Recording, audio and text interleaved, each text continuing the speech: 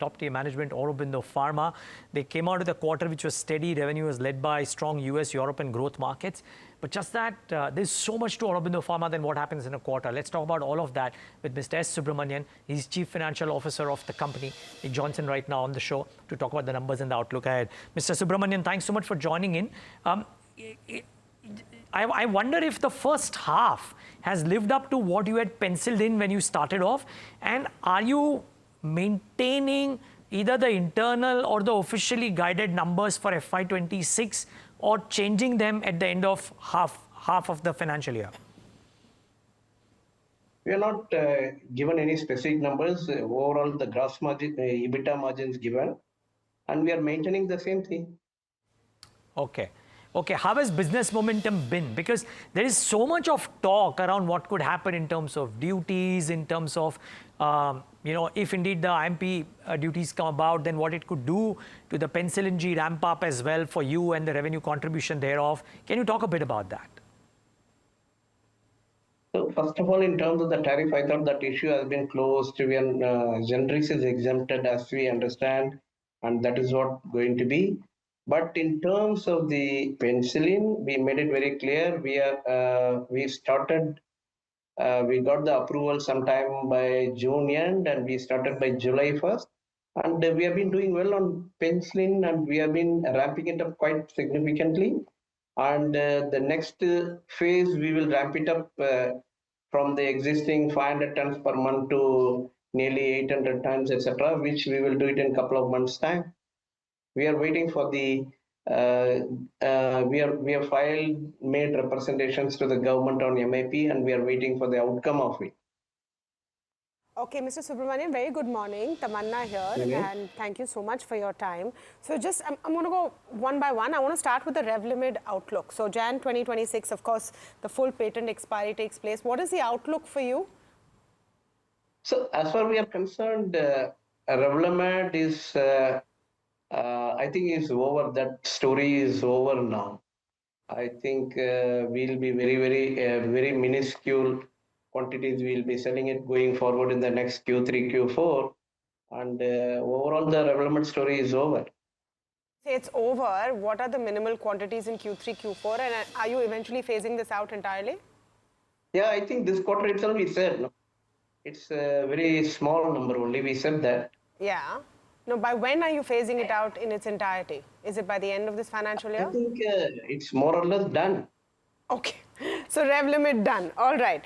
Now, the new Pen-G plant, and you spoke about it briefly. By what level will you break even, and what is the outlook there? I think the break even is a function of the prices, right? We have been achieving good amount of production, and we are nearing break even also. Despite the predatory pricing, right? Significantly low pricing, we have been achieving the break even also now.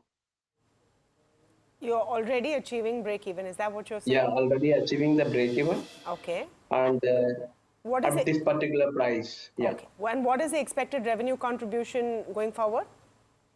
I think the Penicillin-G per se, if you really see, there is not much of demand in the country, maybe around 2,000, 3,000 tons only.